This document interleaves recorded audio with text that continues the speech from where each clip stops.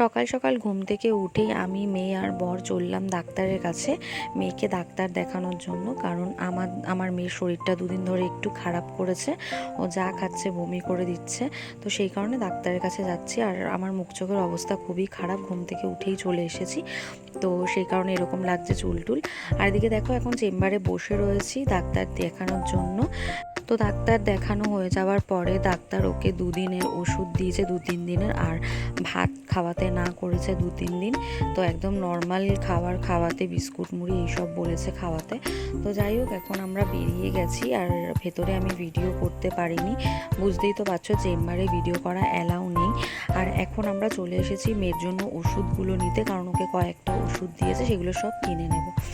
তো মেয়েকে বাড়িতে রেখে দিয়ে এখন চলে এসেছি মাংসের দোকানে। আজকে অনেক দিন পর একটু মাটন খেতে ইচ্ছা করছে, সেই জন্য মাটনটা নিতে এসেছিলাম।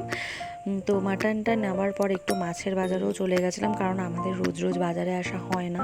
তো আমরা একদিনেই আসি, কিছু মাছ টাছ নিয়ে নিই। তো সেই জন্য রোজ রোজ বাজারে আসা হয় না বলে মাটনটা নেওয়া হয়ে যাওয়ার পরে আমরা মাছের বাজারে চলে যাব। তো আমি এখন বেশি বড় বড় ভিডিও করতে পারছি না, কারণ তোমাদের আগেও বলেছিলাম আমার মেয়ে তো খুব ছোট, তো ওকে নিয়ে না আমি একদম ভিডিও করতে পারি না, কারণ ও জেগে থাকলে পরে তো আমি করতেই পারি না। ওর পেছনে দৌড়াদৌড়ি করতে করতেই আমার অর্ধেক দিন চলে যায়। তো এদিকে দেখো এখন মাটন নেওয়া হয়ে গেছে, আর আমরা চলে এসেছি মাছের বাজারে। খুব বেশি মাছ নিইনি, এক রকমেরই নিয়েছিলাম চিংড়ি মাছ, তো সেটা আর ভিডিও করা হয়নি। তো বাড়িতে চলে এসেছি, এখন মাটনটা ধুয়ে নিচ্ছি। তো ভিডিওটা আমি এতটাই করেছি। আমার ভিডিও যদি তোমাদের ভালো লেগে থাকে অবশ্যই লাইক করে দিও, আর প্লিজ যারা নতুন দেখছো তারা প্লিজ সাবস্ক্রাইব করে দিও আমার চ্যানেলটা, কারণ আমি এখন বড় ভিডিও দিতে পারছি না, তাই ছোট ছোট ভিডিওগুলোই তোমাদের কাছে তুলে ধরছি। সবাই ভালো থেকো, সুস্থ থেকো।